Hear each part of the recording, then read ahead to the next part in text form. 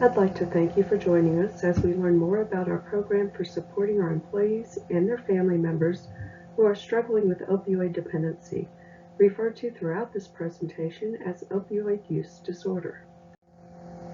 This presentation will assist our sales staff with 3 different approaches to our Employee Assistance Program, CFOD. CFOD, or Supporting Our Employees and Families with Opioid Dependence, is an innovative program to help organizations create a supportive environment in which to find healing for themselves and their families when impacted by opioid use disorder. According to a survey conducted by the Pew Research Center in 2017, 46% of Americans reported that they have a family member or were close friends with someone who is either currently struggling with substance abuse disorder or struggled with it in the past. An estimated $78.5 billion are spent annually, which includes health care, lost productivity, treatment for addiction, and criminal justice involvement.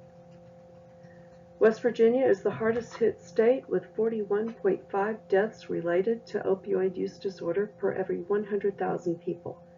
The second hardest hit state is New Hampshire, with 34.3 opioid use disorder related deaths per 100,000 people each year. Prescribed opioid medications are an easy target for those seeking to address the problem. The truth is, abuse of prescribed medications are only a small part of this problem.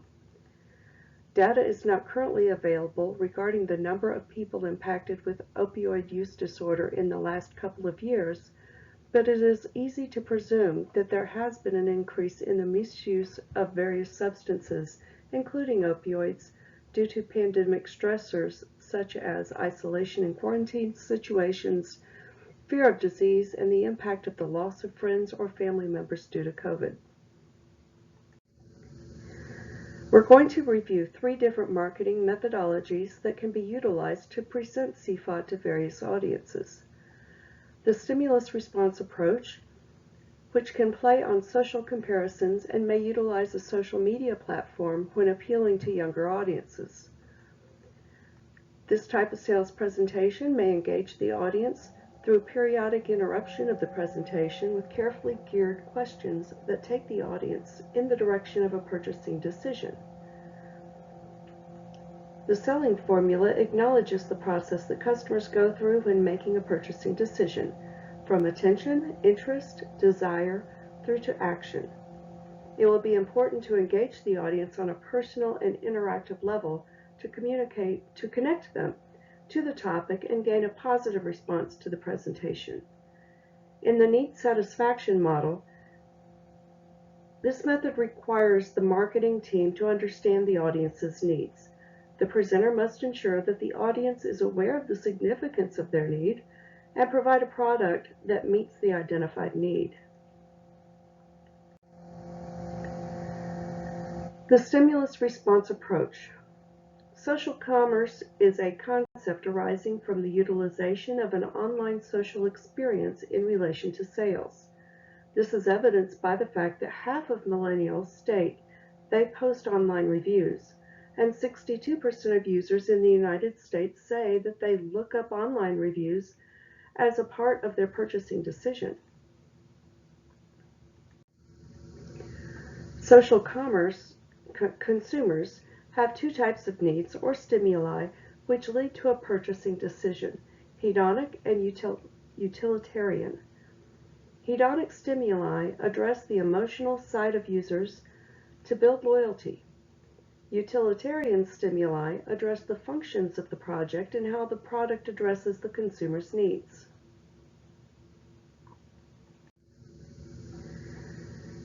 The selling formula describes a hierarchical series of effects from when a consumer first encounters the marketing for a product through to a purchasing decision.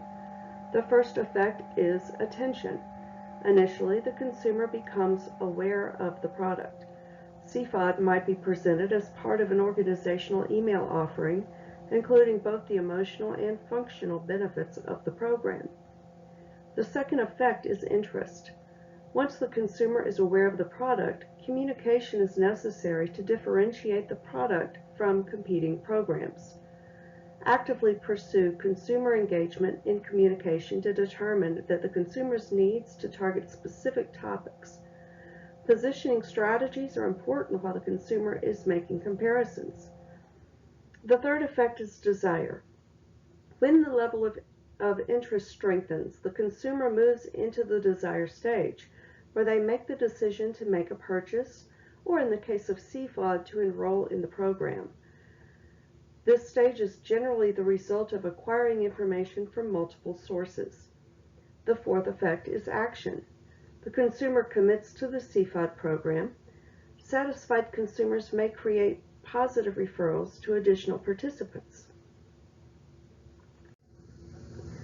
There are 3 stages for the needs satisfaction method. The first of these is needs development. It's going to be important here to ask the organization questions about their understanding of the impact of opioid use disorder within the company. Opioid use disorder is not something that people talk about. So making a space where the organization is able to gain a full understanding of how their company is impacted is absolutely essential. Assist the organization in understanding the impact of lost productivity due to opioid use disorder in employees or their family members. Ask about concerns that the organization may have due to potential hazards to their impacted employees, those co-workers of those employees, or to their own customers due to opioid use disorder. In the stage of needs awareness, the representative ensures that the organization understands the full impact that opioid use disorder is having on the organization. At this point, they can pinpoint particular areas of concern with the organization through asking leading questions. Detail how CFOD can help resolve these issues. The final stage is needs fulfillment, where we tailor the discussion to demonstrate how CFOD will meet the identified needs of the organization. Avoid focusing on data that does not pertain to the organization's specified needs. In review, the stimulus response approach utilizes a presentation of CFOD to a large organization, during which the representative ensures that the product demonstrates a sense of community. Positive reviews are available, along with positive responses to negative comments. The program's online platform must be intuitive and functional. Evidence of CFOD's effectiveness, along with the research data used to create the program, are available on the website.